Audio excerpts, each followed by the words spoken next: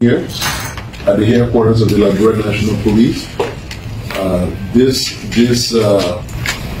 brief statement is to give update on the ongoing rape case that is being investigated involving allegations surrounding a deputy minister and a minor.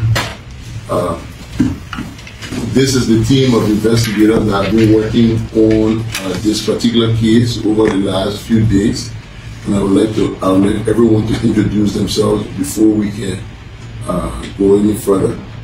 So we'll start from you. So my name is Anthony Alo Ebenezer Arizona, and the team leader for the legal team of the Ministry of Gender, Children and Social Protection. I'm Anthony Margaret M. Phillips, the officer, Ministry of Gender. I am Councillor Isaac L. George Jr. I'm the Director, Secretary General of the Ministry of Justice. I'm Chief Secretary of Police, Texan Mentrada, Deputy Chief, Women and Protection. Commissioner Johnny Boladin, Commissioner of Crime Services. I'm Senior F. Frank, the Deputy Inspector General for Crime Services. Okay, once again, thank you all. As you're seeing around the table, this body has been working tirelessly since this allegation came about. So what I would like to do, I would like to begin to walk us through the process as to how this delicate kind of investigation is carried out. So when we have a complaint of sexual abuse reported at the police station, we first and foremost refer the case to one of the 6 accredited medical facilities around Monrovia for an evaluation. It comes back to the police, and then the police review the report and begin the investigation from there. The investigation of that nature was merely found at Toad Center, and these are all the steps that have been taken as far as this allegation is concerned. The report has come in. There is an indication that yes, indeed, the victim was temporary. So immediately, the Ministry of Gender and Social Protection, the Ministry of Justice, the prosecutors, and the Liberia National Police investigators have been going back and forth. Fortunately, this particular area has got is covered by CCTV camera, so the investigators are going on the scene to review the footage of the camera to try to corroborate the statement of the victim. We've spoken to the victim, we've spoken to the father, we've spoken to aunties, all of the persons of interest that have been named in the investigation, including the suspect. We've brought the suspect in for questioning. We've taken statements from him at different levels, and the investigation is still ongoing. Yesterday, the entire group, at first the police went there to review the footage. Yesterday, this entire body went in, reconstructed the crime scene, came back today for us to meet. We've been here since this morning, going back and forth, doing analysis, calling the victim back in to speak to her. So we've just picked up some new pieces of information from the victim that will require a further investigation. We've called on additional employees of the Ministry of Youth and Sport, including deputy ministers as well, to come in for us to speak with them. We've prayed the court for a subpoena of the core log of the deputy minister who's being accused. That core log was a very important part of the investigation because the geospatial data analysis will now point us to placing him exactly to where the allegation is, if substantiated. So we're waiting for that, and I know everybody's waiting to see how this investigation goes, waiting for us to make an arrest. But I'm going to appeal to the public that we have to make sure we follow all of these steps so that it is done right. Once we get the core law and we're able to verify, the last step will be we're on the phone right now trying to engage for help for forensic DNA sampling. Fortunately, the clothes that the minor was wearing was carefully preserved. It's being packaged, so we've now ordered that the DNA sample be collected from the alleged the suspect as well, so that we can also do that analysis. That being said, I will pass it over to the prosecutor and the Ministry of Agenda to just throw a little light there, and then we can entertain one or two questions. So basically, from what the IG has said, we hope that the public understand that this is a very delicate matter, and we want to make sure that at the end of the day, whatever outcome substantial that we can establish probable cause to proceed with this case. Thank you. So the Ministry of Gender, as you are aware, is very concerned. And that is why we are in close collaboration with the police. And what is key, usually in allegation, is that they say this person did this. But what is very essential is to link the person. So the work has been very tedious, and we have been following. We would also like to thank the police for the collaboration. And as the IG just said, it's still inconclusive. So with the new pieces of information that we just gathered today from today's meeting, we're hoping that when we talk to those people, it will lead us somewhere, and we'll all ask the public to be patient. Today we heard there were people going to the Ministry of Gender, but then the Deputy Minister met them, so we're hoping that everybody will be patient and we'll reach a logical conclusion and justice will be served. Thank you. Sino, do you want to add anything to it from the investigation? No, well, so far, so where we are, we know we're supposed to be doing some DNA analysis.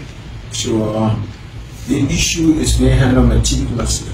We just want to urge the citizen out there to be patient and just follow the steps of the investigation.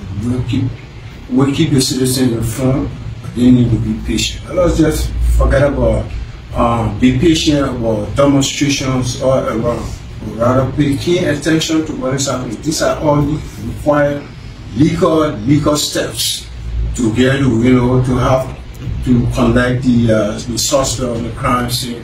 All of that, those are processes we all look forward to. Because if the processes are not exhausted, it undermines the investigation. In the prosecution. And everything that is involved. So we ask for patience. We're doing everything possible. This is why every one of us sit around the table, to be able to arrive at a logical conclusion that will lead to a successful prosecution. Thank you. So before I open the floor for questioning, we want to reassure the public that nobody, there's absolutely no one in this country who's above the law. Contrary to what people believe, that because this man is a deputy minister, that is the reason why he has not been arrested. It's so far from the truth. As a matter of fact, I hold public officials even with greater accountability for their actions in this country than just ordinary citizens. So if for any reason, we're just able to establish this particular thing and substantiate the thing, he will be arrested. There's absolutely no one that's above the law in this country. But I'm urging the public to please be a little bit patient. We've reached out to different institutions.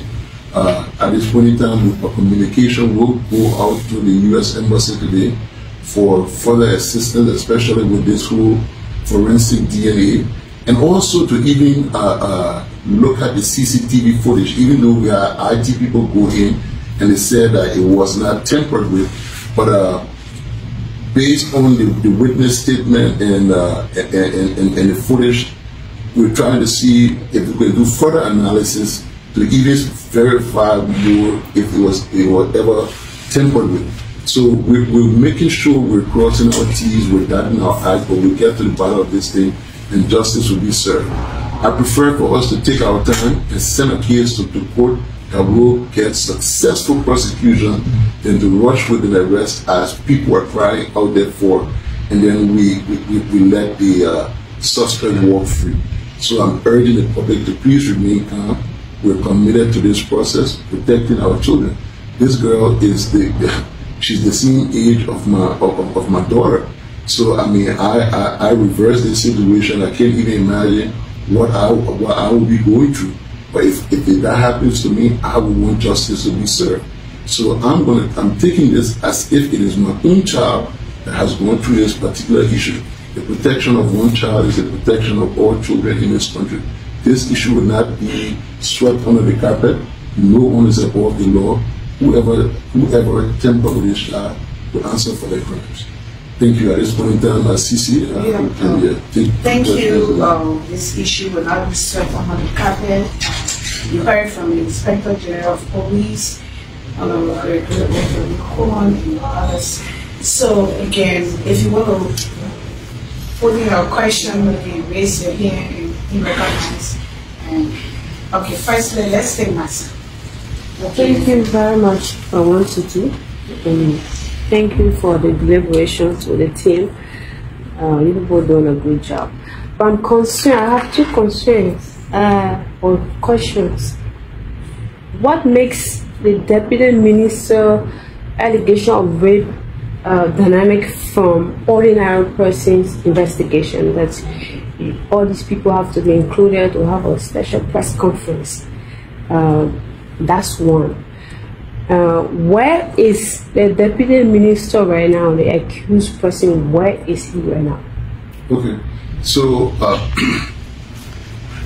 public officials are held to greater accountability, and that's what gives this a lot of attention. But I mean, I know people will say in time past, by the time someone raped, would arrest them right away. If you follow all of the rape investigations that have been conducted under my leadership here, we follow all of these processes. Sometimes, I mean, some of these cases, as soon as it comes forth, you're able to immediately put the victim and the suspect together, and we can make immediate arrest. This minister is currently in this building. He's sitting with teams answering different questions at this particular point in time. While it is true that he has not been arrested, but he's undergoing investigation on a daily basis. So, I mean, it's like you say, it's special because it has gotten way more public attention than most of the other cases that go through the same process but never get as much attention as it is. I think it's because he's a public official. But I can tell you there's been no other rape case in this country under this administration that has been given any lesser importance. If you follow up, we've been updating it regularly. It may not get the kind of coverage, but there's been successful prosecution of the perpetrators of these crimes, and this one will be absolutely no different from it. Yes. Yeah, thank you. My name is Mupolu and I will vote for Inside Liberia. Mupolu, you want that king there? Yeah, but Ali will help me to answer my question. So, the issue of Mr. Mangiel, like all of us, Liberia now, the agitation is that when it comes to rape in Liberia, as soon as it's being announced, the alleged perpetrator and that of the victim always in the hands of police.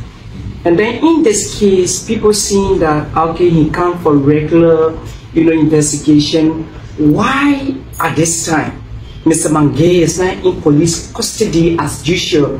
Why the investigation is ongoing? He's free. And then coming for, the investigation coming. What's going on? So in order, you got the prosecutors here that will help me out. In order for an arrest to happen, you have to establish probable cause. Anytime you hear the police pick up somebody for rape, that means we have immediately established that we have the prima facie immediately on hand and we make the arrest. More so, we got only 48 hours to hold people. The mathematical calculation for legal detention gives us 48 hours. This is a delicate investigation. We have to make sure we certify all of the parameters to make sure we got things right. If at any point in time we reach to a point where this team believe, okay, we got something to charge, immediately Mr. Mangiel will be arrested. Look, everything, I mean, Jackie Rotado. He's not nothing else but another Liberian citizen who's privileged to serve in government. It doesn't make him better or to give him any more privileges than anybody else here. As soon as it is established, as soon as we're able to pinpoint it down, he will be arrested. Nobody above the law in the country. Absolutely no. And so just to address the IG, let me say to you that it is not unprecedented. Many times that we had individuals who were suspects and were allowed to go home based on the fact that we had not come to the conclusion. So, but because, as you stated earlier, there's a public figure, that's why it has gained so much interest. But there are many suspects who come forth because they're wearing public figures, so you didn't care to follow, you know, these cases. But frankly speaking, we've allowed people to go home based on the fact that someone will sign for them, the lawyer will sign for them, pending the conclusion of the case. So this is not unprecedented. Okay, front page, Africa. Well, I think someone has asked a question, but okay. I would like to also ask about the victim. Where is the victim currently? The victim is currently in the custody of the Ministry of Gender for the fact that our role is in two ways: to provide psychosocial support as a ministry, so for her safety and her identity, for people to not bully her. Usually in this instance, the Ministry of Gender takes such person at a safe home. So she's in our custody, in our possession, and then when the investigators request that, she was even here today along with her father, and she's in the building right now. We'll take her back. That's it. Then to how many cases have been treated in similar manner, in a dedicated manner as the RD said? Okay, so at the Ministry of Gender, because we have two roles to play, that is the psychosocial support and legal. So our legal unit established like a year ago, and with a set of numbers of lawyers, and what we do is to strengthen evidence gathering. So our participation in this investigation is to make sure that the dots are there, these are there, and where possible, we have discussion with the police investigators as to making sure that what we need to gather to have probable cause to proceed, that we're going for prosecution, we can win it, and nobody go, you know, to say this person was killed. That's it. But also understand that we'll take gender over the years. I said, let me take one question from there, and then we'll get Okay, so understand that over the years, gender have always been involved with the issue of the welfare of the victims or survivors. So this is not a strange one. We have so many cases that gender survivors, victims. Thank you, Ajay. My name is Mervyn Jackson from Spoon. I think they started with a second woman a day news, a week now, if not possible, or if possible, weeks now. When was the thing established? Where are we with these investigations? For 8 hours, you understand? Why are we requesting forensic investigations to the U.S. Embassy to bring? What is happening? What are we seeing? This investigation is ongoing, and in order for us to set up a case to court that we can prosecute properly, we have to make sure we gather all of the pieces of evidence and make sure it is done right. That's why we're asking for assistance. We got our own limitations here, and when we reach it, we got to ask for help. I mean, it's an open secret. I mean, we can do so much and no more. We don't have access to forensic DNA investigation available right now in this country. So we'll definitely need help from outside. Look, let me tell you, that myth that being around in the country for people believing that when you got position in government, you're above the law. That thing is over. So you better start understanding that anybody who violates the law in this country, regardless of your position, will come for you, will warn you anywhere you are. So that I think people think it's to say, oh, because the man a minister, that's why that nobody arresting it. Let it be established that he committed a crime. You'll see what happening. So, but listen, it should be very, very clear. Nobody is above the law in this country. Absolutely no one. And we will say it unequivocally, because if people feel that they can hide behind the power and people believe out there that it's possible, you try and see. Yeah. Hello. So listen, we'll take no further questions. We have very limited number. I want to thank you all. We will continue to update you. This is the second update on this case. The first one came directly from the Women and Children session. Every time, at least within if within the next 48 hours we have something new, definitely we'll keep putting it up. The reason why it took a while for us to come back is because we've been going back and forth. Look, it's not just police. If all three of us here are on the same page, it tells you, because most of the time we're having issues, China can be pushing out. It's time for you to make a arrest. So, and these are all ordinary people. Sometimes General can feel that we have sufficient to arrest. We can say, no, we don't have it. But at this point in time, we're all working together. We're all exactly on the same page. As soon as it is established, that means we're whining. So that we don't even worry about it. Thank you.